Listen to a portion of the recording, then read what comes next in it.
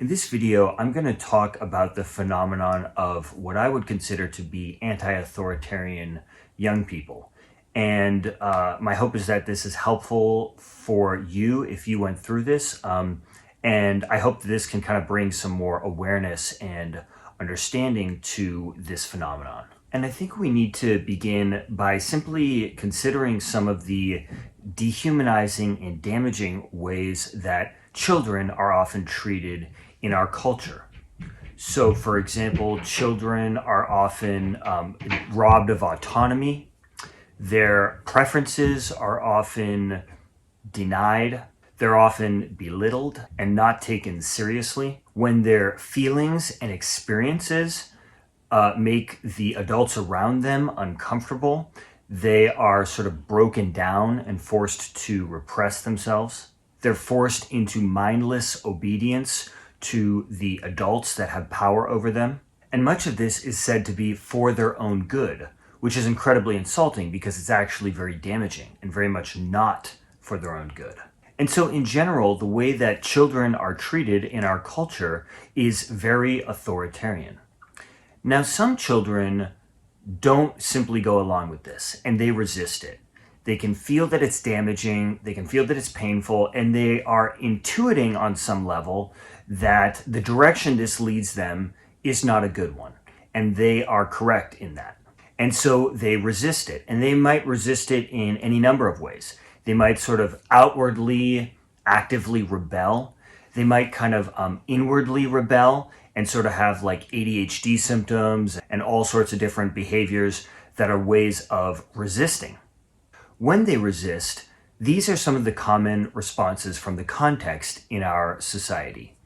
They are often and increasingly pathologized, so they're basically told that they are biologically inferior for responding to the context in this way.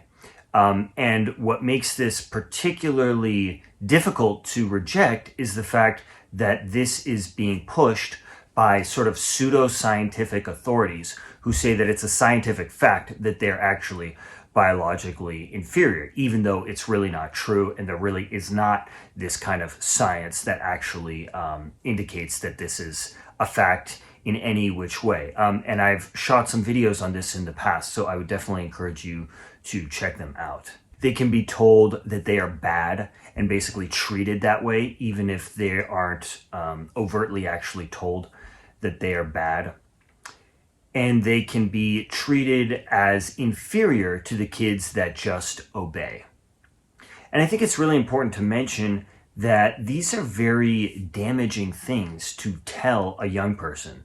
Could be damaging to tell a young person just a handful of times in their childhood, but to sort of be told this over and over again and to really have this be like a constant thing that they get in their lives is incredibly damaging. And I think it really speaks to a kind of very severe empathy deficit that we don't think twice about doing this so much of the time, and that we do it in such an incredibly widespread way. And not only that, we actually think that we're doing these kids a huge favor by treating them this way and giving them these incredibly dehumanizing and harmful messages and hammering them into their heads. Now, I think it's important to mention here that there could be a lot of variation in terms of how the environment responds to these anti-authoritarian young people, to these young people that resist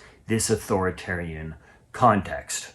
So, for example, if you have parents that are very fearful, they might be more controlling and more likely to, do something because they're worried that the kid is going to be in jail. Or if you have parents that are, really kind of obedient and deferential to societal authorities, then those authorities might be able to kind of get their hooks in the parent and then sort of sell the parents various interventions to fix the kid. I think if you're non-white, the response is very likely to be a lot worse. And I've also heard from a number of people that think that if you're female, you're more likely to get a kind of harsh response to these things. But either way, I think for any young person going through these things, it's going to be a very challenging thing. You're going to get, harmed and basically abused, I would say, in my opinion, abused in various ways. You could be put on some very scary medication. You could be given a psychiatric label that says that you're biologically inferior. You could be subjected to extremely dehumanizing behavior modification. You could be sent to some of the very scary institutions that we have for young people. But I think that this kind of response from these anti-authoritarian kids to the context is honestly something to kind of be proud of, because I think that it comes from a sense of really knowing what is right and what is actually damaging that we're experiencing. And, authoritarianism is damaging and it is harmful, and it does rob us of our self-determination and our authenticity and our creativity and our well-being and all of that. And so responding this way is definitely a healthy thing. And I think it's sort of like, on some level, is kind of like insight. And so if you actually went through this, you've been given a lot of these horrible messages about yourself that are not true.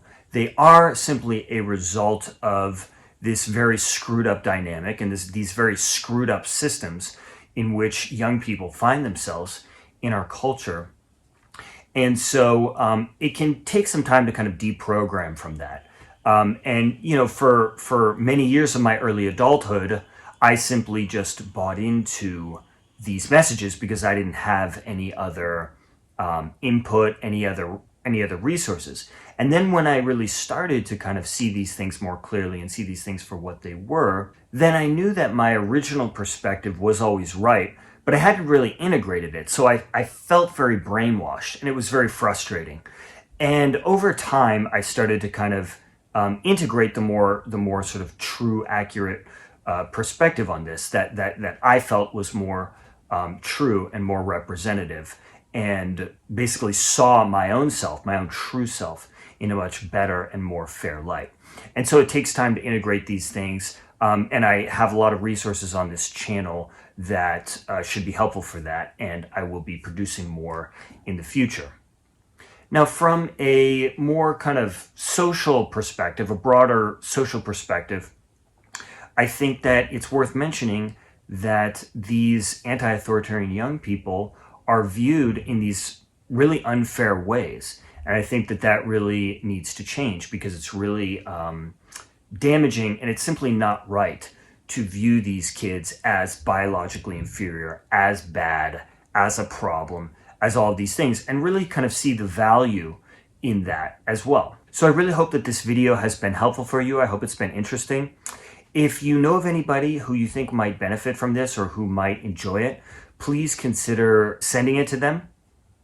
If you haven't done so already, please subscribe to the channel. Thank you so much for joining me, and I look forward to having you next time.